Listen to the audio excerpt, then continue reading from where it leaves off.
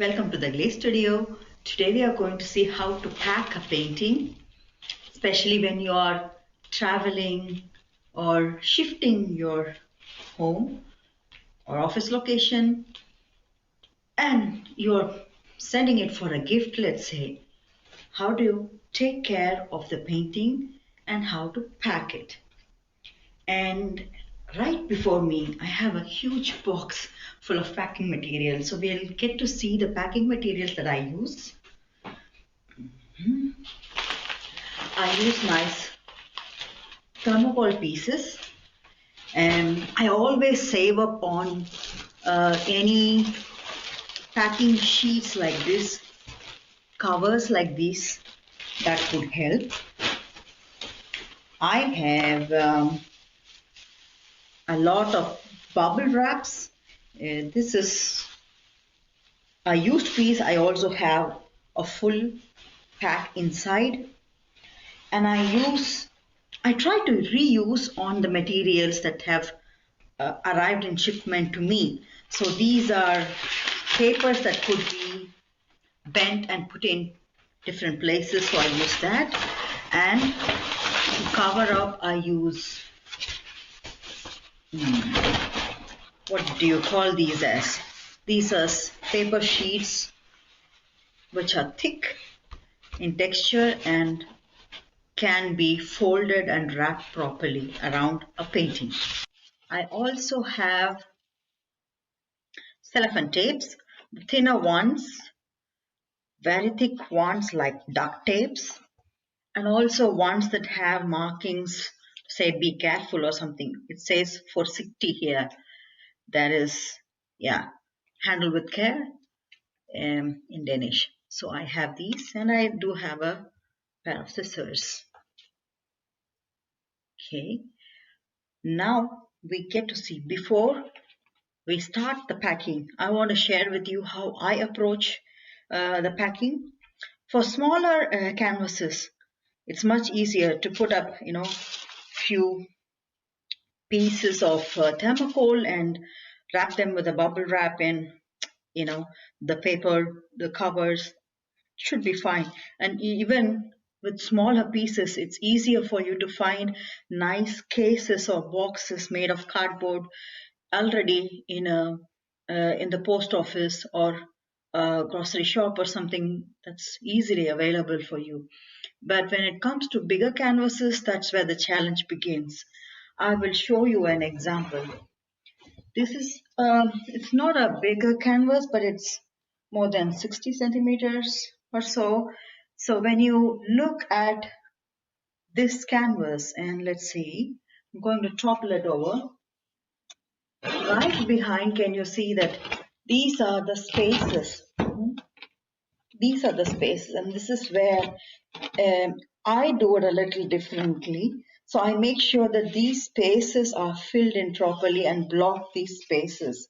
The reason why I do it that way is that even if I pour the thermocol pieces, it might move around, and I want to make sure that each of the canvas side that's beneath this wooden frame is equally protected with the equal number of or equal amount of thermocol, just to make sure that if something falls on it also, then it's equal spacing and nothing breaks.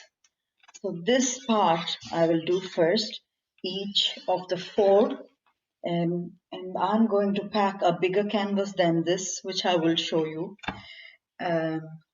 And we will do this first. And before laying down something on the floor, I usually throw an old carpet or a rug or some papers around to just safeguard the painting itself. Let's get started. Here's the painting that we are going to pack now. So I'm going to change the camera a little bit so you can see more of the floor where the packing is going to be carried out. So I have a blanket that I put.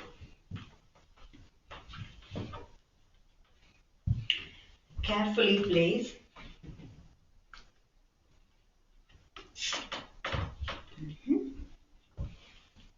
Okay. Using the plastic covers, I'm first making pockets that will be placed on the back of the canvas, exactly the size of the frame, and this will form the cover for the thermocol. So once I have placed the cellophane tape on the sides, I pour in the thermocol pieces and then close the plastic cover and then seal it tight. So I do this for each of the spaces, and in this particular canvas you can see two spaces. There is one wooden division between the spaces that you can see right in the middle. So I'm filling two spaces.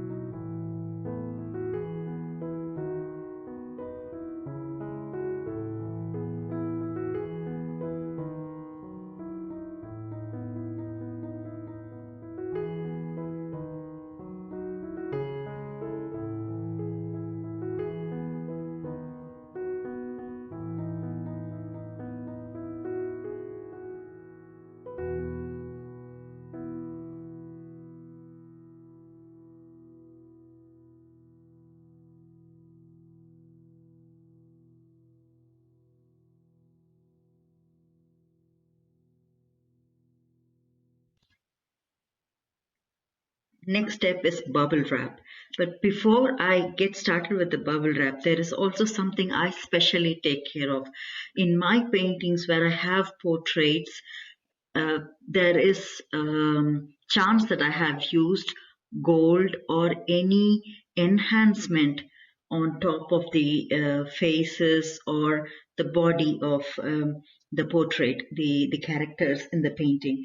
And these are very sensitive, and I want to make sure that it's protected thoroughly. So I take very soft mitten cloth and cut it into the size that is covering the delicate parts of the portrait first, and place them right underneath the bubble wrap and wrap it once. And once that is done, then I do another round of bubble wrap. So there is first the mitten cloth covering the delicate parts, then on top one bubble wrap, and then another. So you will see that now.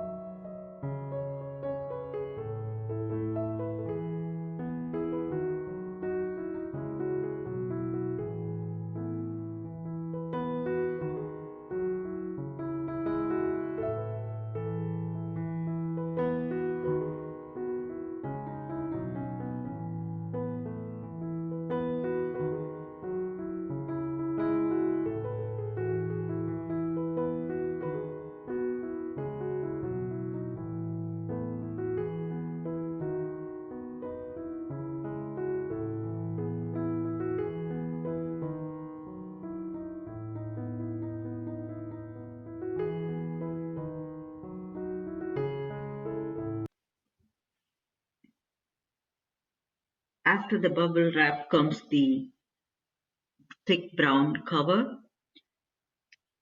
and just before making that, I also ensure that the four sides or the corners of the canvas are protected. So I make an L-shaped bracket myself. You can also buy that in shops if that is available, but it's also efficient to reuse what you have to make equal sized L brackets and place them just before starting with the final cover, the brown cover, and pack it up nicely on the sides as well.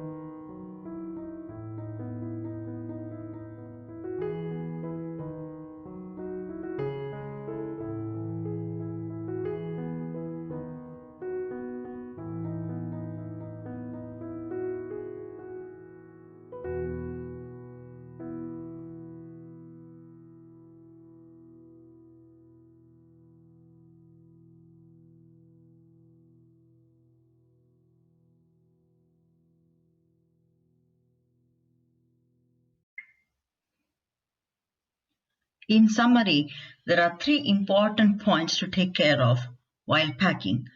One is to make sure that the back of the canvas is equally protected with equal amount or number of thermocol pieces between the canvas's frame. That is number one. The next will be to protect the corners of the canvas where the wooden frame is ending usually gets damaged when being transported for long distance especially, there is a chance, there is always a risk. So protect this four corners with a very thick L-shaped bracket. If you could find that in a shop, get it. Otherwise, you can also cut and make it. Number 3, protect especially any enhancements that has been made to the artwork, meaning even by a millimeter, if the painting is rising above the surface area of a canvas, that is an enhancement or some design or a pattern that you could see on an artwork. For example, in this case of the painting, there were golden jewelry design made on the key characters.